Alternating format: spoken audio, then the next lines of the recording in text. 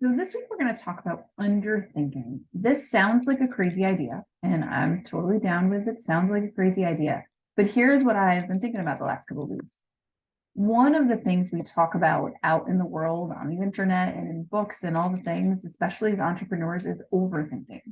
We are excellent at overthinking, particularly women, particularly moms, particularly with people with busy schedules, or maybe you were like me and you were always like that long before you were a parent or any other thing.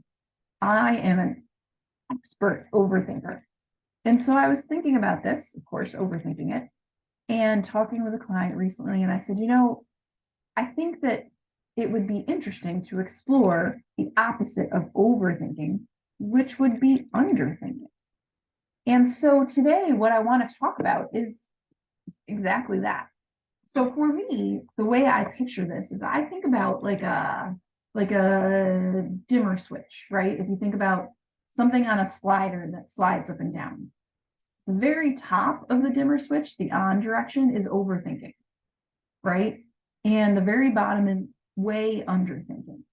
And so for us, if our dimmer switch tends to be towards the overthinking side, underthinking in thinking about underthinking, I'm going to use the word thinking about 1 billion times here in this episode, is really all about sliding the dimmer switch just down a little bit, right?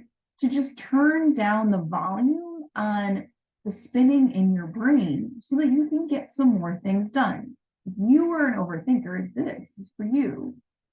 Overthinking is really about like trying to do things right, isn't it? We overthink when we want to make the right decision. We overthink when we want to make sure we handle all the possibilities. We overthink to try to help ourselves avoid problems in advance, right? We do all of this thinking to try to plan for all the things that could go wrong. We want to make sure we captured all the possibilities and we don't get surprised. We overthink so that,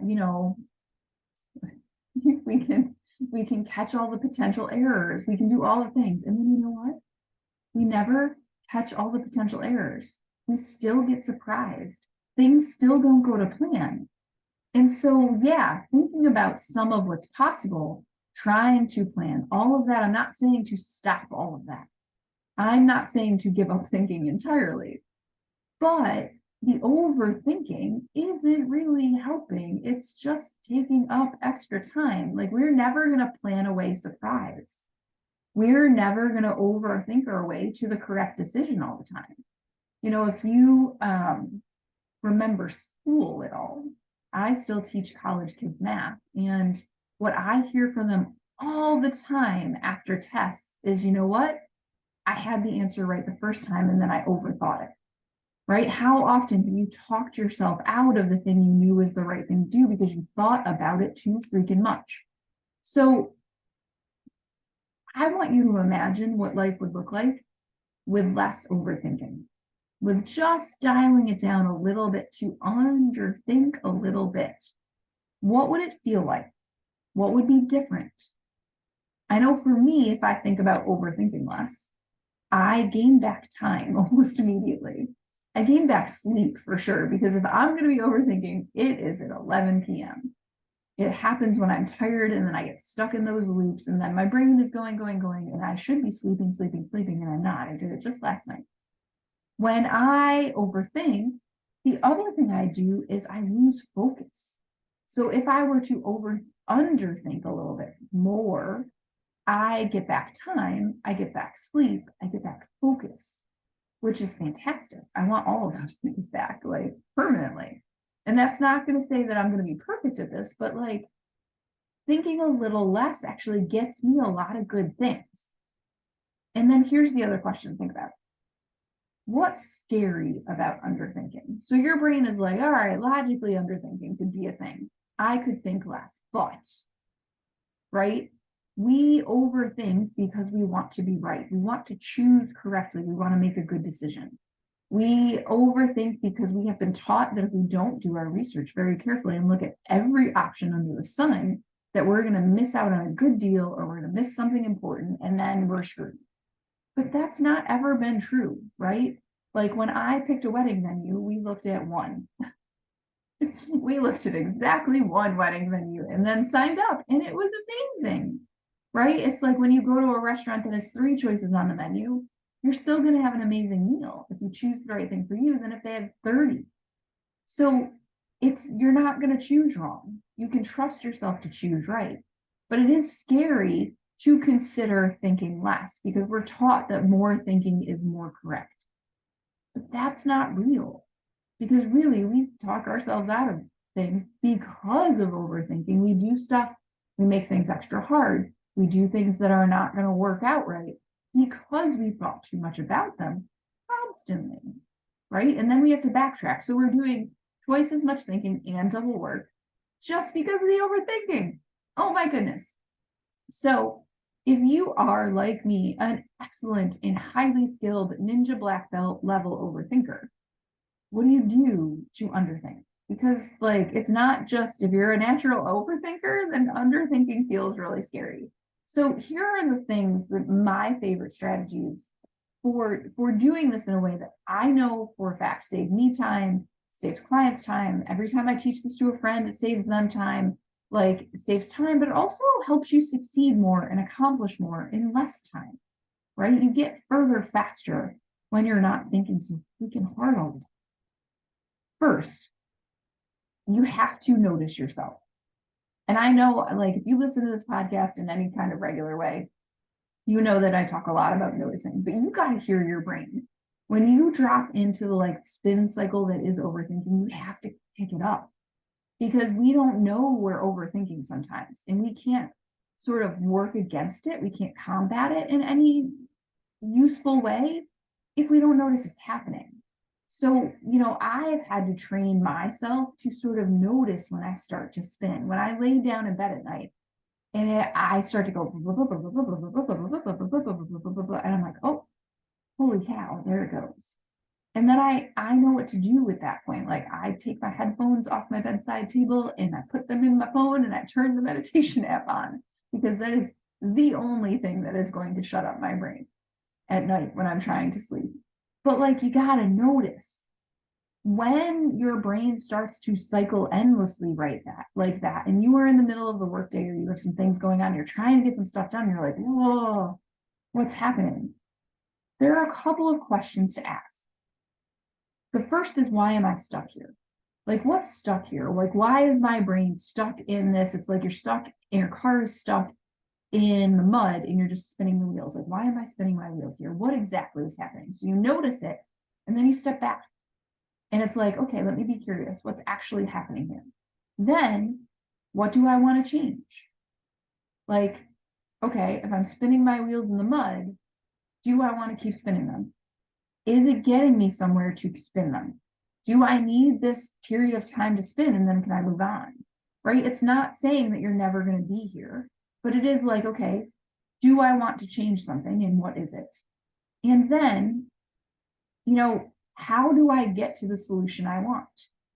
Because let's say you're overthinking a decision you're going to make.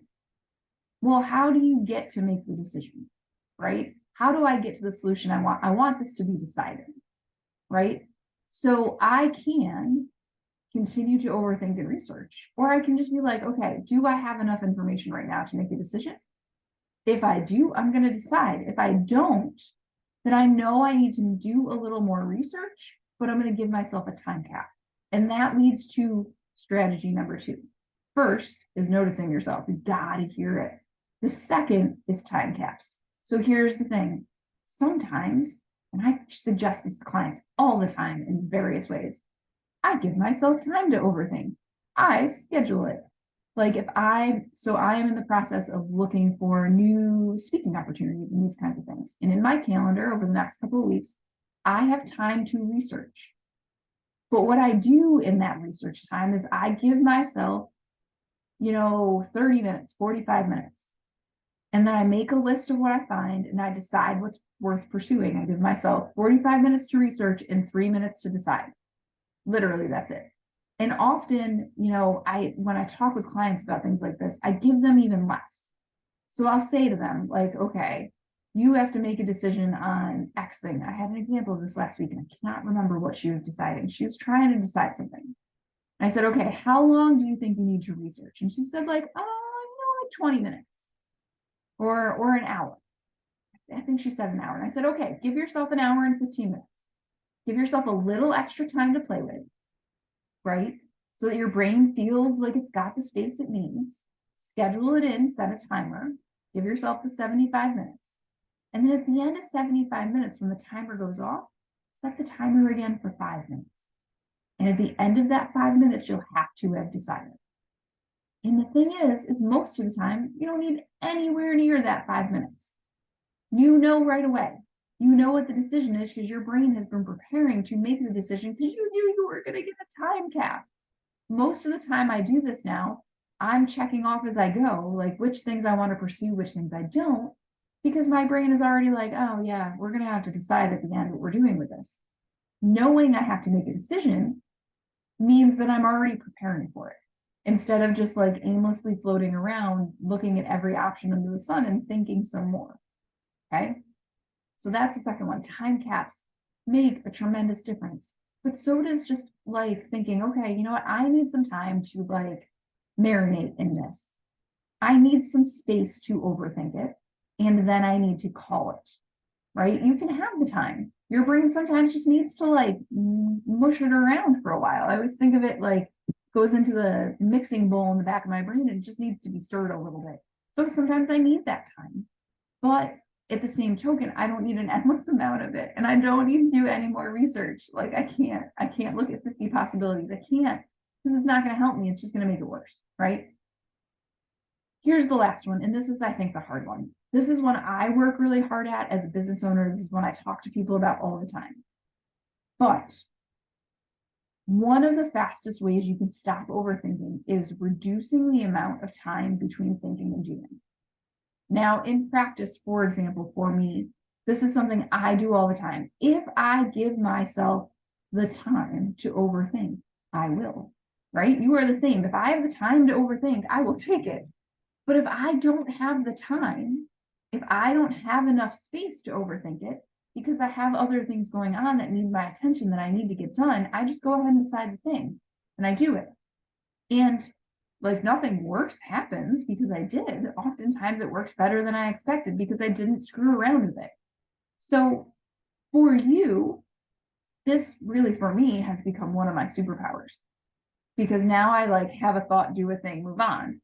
There's no overthinking in it. There's very little thinking, period. It's just like have a thought, write it down, share it, move on with my day. Right? I do that most cases for me. It's about posting things or making offers or saying to people, hey, would this be useful for you? I don't overthink it. I just say it and I move on. And then I overthink it after.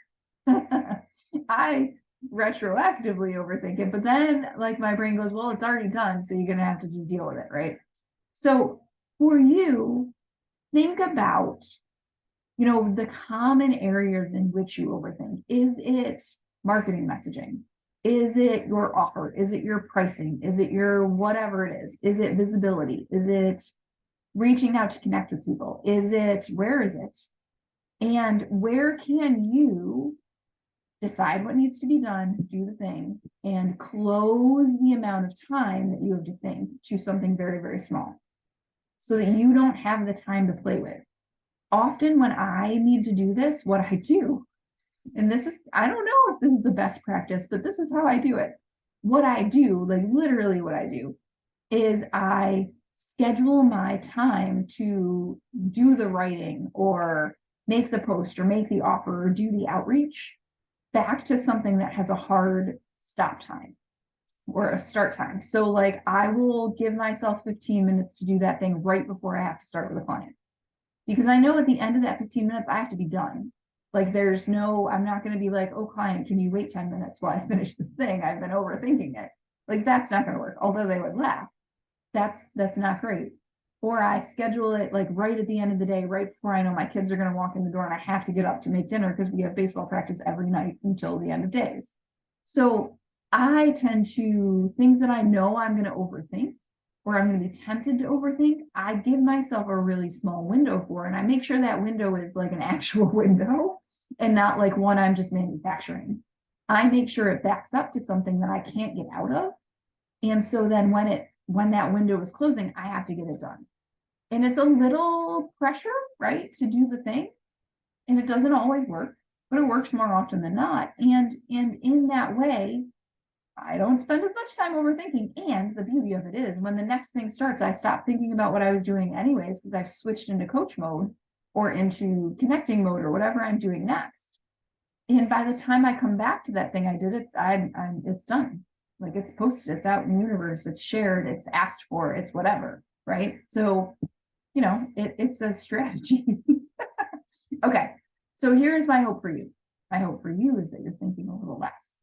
Like, do the thing, because really thinking about it more isn't making the decisions you're making any better. It's not making the choices any easier. It's not making anything simpler. It's making it harder. So let's think a little less and get more done and try more things and fail a little bit, because we have to fail to succeed, right? So that is what I'm rooting for you to do. One other quick thing is starting May 1st, I am running a workshop combined with a little challenge about offers. If you know you are not making enough offers, this is for you. You can come on into my Facebook group or find me on LinkedIn. It's going to go on my email list. It is going all the social places. So if you want to sign up for this workshop and challenge, it's going to be a grand sum of $23 for you to get the recording and all of the tips and tools and tricks and things that are going to come in the 15-day challenge, and then the live Q&A and the workshop and all the things. It's going to be fabulous. It's about making more offers more simply, and it is going to melt your brain in a good way. So if you would like that, come get it. Come join us in the challenge. It's going to be worth every freaking penny and then some. And it'll be super fun. Plus, it's going to be super fun. So if you are interested in that, let me know. I'm happy to get you signed up. And if you are not with me, all the other places, Facebook, LinkedIn, in my Facebook group, which is the same name as this podcast, please come join me all the places. I can't wait to talk to you there. See you soon.